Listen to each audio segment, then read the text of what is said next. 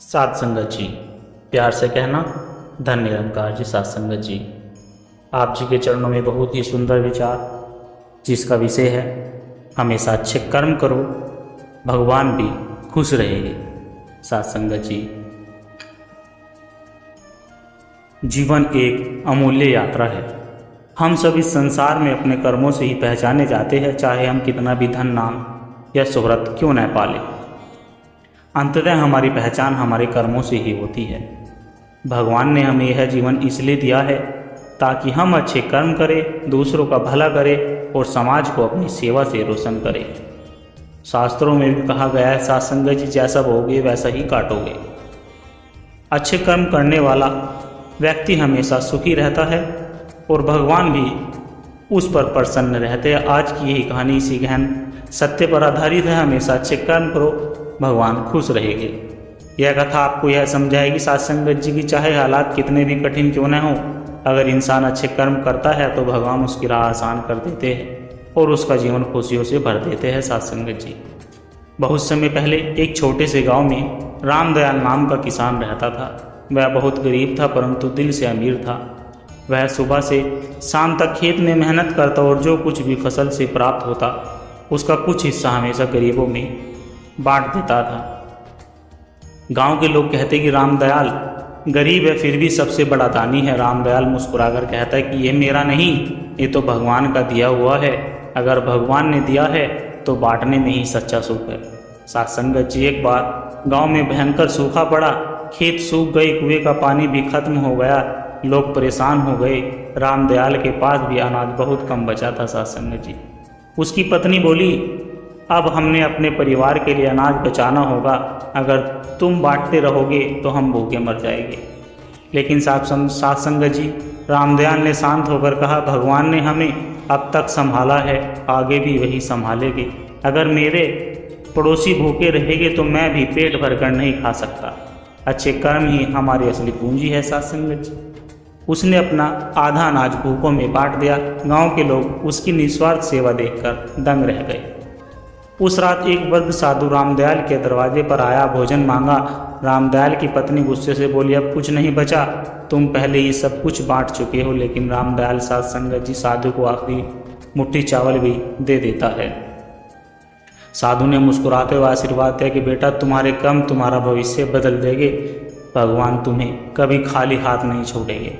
अगले ही दिन सात संगत जी गाँव में बादल छा गए और तेज बारिश हुई। सूखे खेत हरे हो गए। रामदयाल के खेत में भी बाकी सबकी तुलना 2 गुना फसल आई। लोग आश्चर्यचकित होकर बोले कि ये सब रामदयाल के अच्छे कर्मों का फल है। भगवान उसकी दया से खुश हो गए। सात संगत जी, गांव का हर व्यक्ति उसी की ओर देखने लगा और उससे प्रेरणा लेने लगा। सात संगत जी, रामदयाल ने सबको समझाया कि धन और संपत्ति टिकती नहीं, लेकिन अच्छे कर्म हमेशा टिकते हैं। भगवान उस पर प्रसन्न रहते हैं जो दूसरों का भला करते हैं। अच्छे कर्म ही हमें इस जीवन में सच्चा सुख देते हैं और मृत्यु के बाद भी यही हमारी पहचान बने रहते हैं। सात संगत जी, यही कथा हमें यही सिखाती है। सात संगत जी, यह कथा हमें यही सिखाती है कि अच्छे कर्म करना ही असली पूजा है। जो व्यक्ति दूसरों की मदद करता है, भगवान हमेशा उसका सहारा बनते हैं। कठिनाइयाँ चाहे कितनी भी क्यों न हो, अच्छे कर्म कभी व्यर्थ नहीं जाते। भगवान खुश तभी रहते हैं जब इंसान केवल अपने लिए नहीं, दूसरों के लिए भी जीता है। सात संगत जी, सात संगत जी, इस कहानी को सुनकर हमें यह निश्चित करना चाहिए कि हम हमेशा ऐसे कर्म करें जिससे किसी को दुख ना पहुंचे बल्कि सबको सुख मिले, क्योंकि हमेशा अच्छे कर्म करोगे तभी भगवान आपसे खुश रहेंगे। सात संगत जी, जीवन के हर कदम पर हम एक चुनाव करते हैं, अच्छा कर्म करें या बुरा कर्म। हमारे कर्म ही हमें बनाते हैं और हमारे कर्म ही हमें बिगाड़ते हैं। सात संगत जी, धन पद शोहरत सब क्षणिक है, लेकिन जो अच्छे कर्म हम दुनिया में करते हैं वही हमें अमर बना देते हैं। भगवान भी उसी इंसान से प्रसन्न रहते हैं जो निस्वार्थ भाव से दूसरों का भला करता है। सात संगत जी, सात संगत जी, बहुत समय पहले वसुधा नगर नाम के एक बड़े नगर में सुधाकर नाम का व्यापारी रहता था।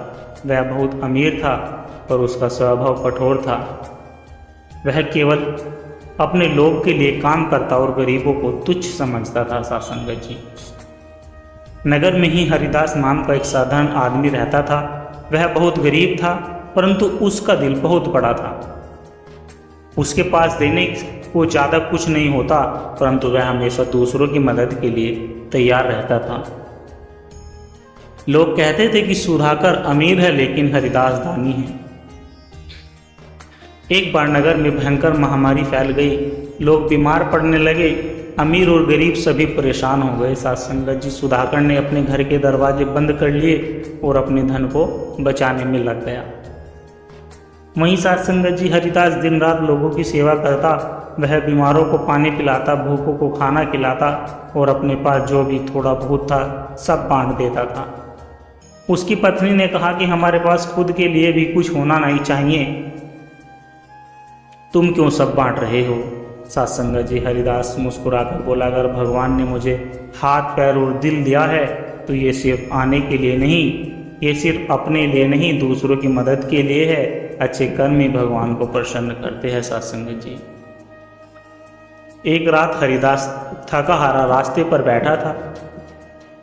अचानक एक वृद्ध साधु उसके सामने प्रकट हुए। साधु ने कहा, बेटा मुझे बहुत प्यास लगी है, क्या थोड़ा पानी मिलेगा?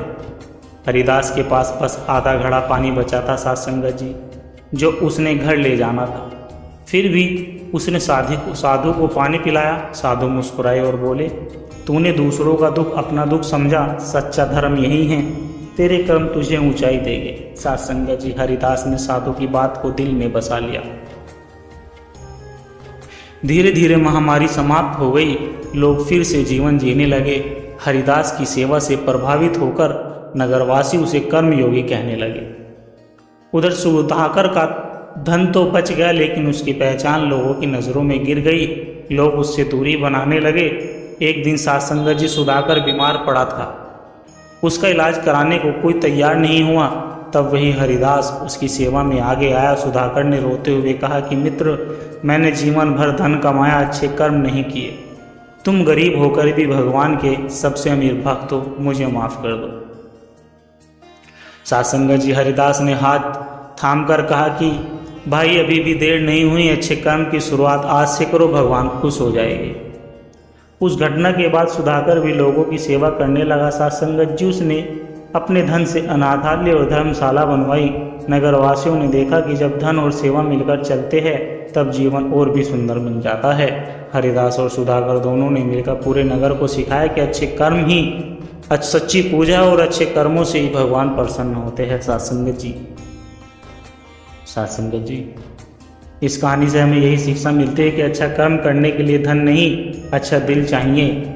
जो दूसरों के लिए जीता है वही सच्चे अर्थों में भगवान का भक्त है। भगवान खुश नहीं रहते जो निस्वार्थ भाव से अच्छे कर्म करते हैं। देर चाहे जितनी भी हो, अच्छे कर्म की शुरुआत कभी भी की जाती है। साथ संगत जी, इसीलिए हमें यह निश्चय करना चाहिए कि हमेशा अच्छे कर्म करो, तभी भगवान खुश होंगे। साथ संगत जी, जीवन का हर क्षण हमें एक अवसर देता है अच्छे कर्म करने का। जब इंसान अच्छे कर्म करता है तो न सिर्फ समाज में उसकी पहचान बनती है, बल्कि भगवान भी उस पर कृपा करते हैं। शास्त्रों में कहा गया है, कर्म प्रधान विश्व करी राखा, जो जस कर ही सो तस फल चाखा। साथ संगत जी, बहुत समय पहले शांतिनगर नामक गांव में गोपीनाथ नाम का एक साधारण किसान रहता था। गोपीनाथ मेहनती, ईमानदार और दयालु था। वह गरीब जरूर था लेकिन दिल से अमीर था। उसी गांव में धनीलाल नाम का एक व्यापारी रहता था। वह बहुत अमीर था लेकिन स्वभाव से घमंडी। वह कहता कि भगवान धनवान को पसंद नहीं करते, गरीब का कोई महत्व नहीं है। वह कहता था कि भगवान धनवान को ही पसंद करते हैं, गरीब का कोई महत्व नहीं है। लोग दोनों को देखकर सोचे, गरीब होकर भी सबका प्यारा और एक अमीर होकर भी सबसे तिरस्कार झेल रहा है।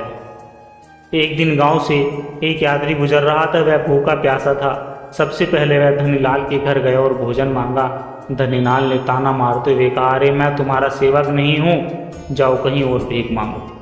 हताश होकर यात्री गोपीनाथ के झोंपड़े पर पहुंचा। साथ संगत जी, गोपीनाथ ने देखा कि उसके घर में बस 2 रोटियां ही बची थी। उसने आधी रोटी पत्नी को दी, आधी रोटी उस यात्री को खिला दी और खुद खाली पेट सो गया।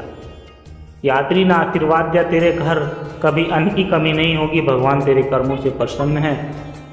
कुछ समय बाद सत्संगत जी गांव में भयंकर अकाल पड़ा, खेत सूख गए, कुएं का पानी भी खत्म हो गया, लोग भूख से मरने लगे। धनीलाल के गोदाम अनाज से भरे थे, लेकिन उसने दरवाजे बंद कर लिए। वह कहता कि यह मेरा धन है, इसे मैं क्यों लुटाऊं। गोपीनाथ के पास बस थोड़ा सा अनाज बचा था, वह रोज कुछ हिस्सा उसका बांटकर पड़ोसियों को दे देता। लोग रोते हुए बोले, गोपीनाथ तू गरीब होकर भी सबका सहारा है। सत्संगत जी गोपीनाथ मुस्कुराता और कहता, यह सब मेरा नहीं, यह भगवान का दिया हुआ है, और भगवान का दिया भगवान के बच्चों में ही बांटना सच्चा धर्म है। एक दिन सत्संगत जी उस गांव में पड़ोसी राज्य का राजा भेष बदलकर साधु के रूप में आया। वह देखना चाहता था कि गांव के लोग कैसे रहते हैं। साधु सबसे पहले धनीलाल के घर गया। धनीलाल ने दरवाजा बंद कर दिया और कहा, मुझे फकीरों से नफरत है। फिर वह साधु गोपीनाथ की झोपड़ी में पहुंचा। गोपीनाथ ने झुककर प्रणाम किया सत्संगत जी और कहा, आइए महाराज, आज घर में जो भी थोड़ा है वह आपका है। उसने आधी मुट्ठी चावल साधु को खिला दिए। साधु ने आशीर्वाद देते हुए कहा, तूने मुझे भोजन दिया है, यह जानकर भी तेरे पास कुछ नहीं है, तेरा हृदय सच्चा है, भगवान तुझसे प्रसन्न है। अगले दिन राजा अपने दरबार के साथ गांव आया। उसने घोषणा की कि मैं कल इस गांव में साधु बनकर आया था। मैंने देखा कि किसी ने मुझे अपनाया और किसी ने ठुकराया। सत्संगत सब हैरान हो गए। राजा ने गोपीनाथ को गले लगाकर कहा, तेरे सच्चे कर्मों ने तुझे महान बना दिया, तेरे लिए मैं खेत, अनाज और सम्मान का ईमान देता हूँ। धनीलाल शर्म से सिर झुका लिया। वह सोचने लगा, मैं जीवन भर धन कमाया पर अच्छे कर्म न किए, इसलिए सब मुझसे नफरत करते हैं। सत्संगत जी धनीलाल ने आंसू बहाकर कहा, गोपीनाथ तू गरीब होकर भी भगवान का प्यारा है। मैं जीवन भर धन जोड़ा पर सुख नहीं पाया, मुझे माफ़ कर दे और अच्छे कर्म का मार्ग दिखा। सत्संगत जी गोपीनाथ ने उसके कंधों पर हाथ रखा और कहा कि भाई, भगवान देर से ही सही पर सबको राह दिखाते, अब तो अच्छे कर्म कर, यही सच्चा धर्म है। सत्संगत जी उस दिन से पूरा गांव अच्छे कर्मों की राह पर चल पड़ा। सत्संगत जी यह कथा हमें सिखाती है, भगवान को हमारी संपत्ति नहीं बल्कि कर्म प्रिय है। जो गरीब होकर भी बांटता है वही सबसे अमीर है। अच्छे कर्म ही इंसान का असली धर्म है।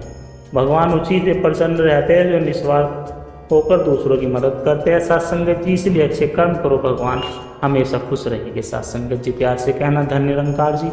आशा करता हूँ दास के द्वारा कहे गए विचार आप सभी संतों को अच्छे लगे होंगे। अगर दास के द्वारा कहे गए विचार आप सभी संतों को अच्छे लगे हो तो वीडियो को लाइक करें, शेयर करें। कमेंट बॉक्स में सत्संगत जी धन्य निरंकार जी लिखकर अपने विचार साझा जरूर करें। और दास को आशीर्वाद दे, हर रोज आप जी के चरणों में ऐसे ही सुंदर सुंदर विचार लेकर आता रहूं। सत्संगत जी प्यार से कहना, धन्य निरंकार जी।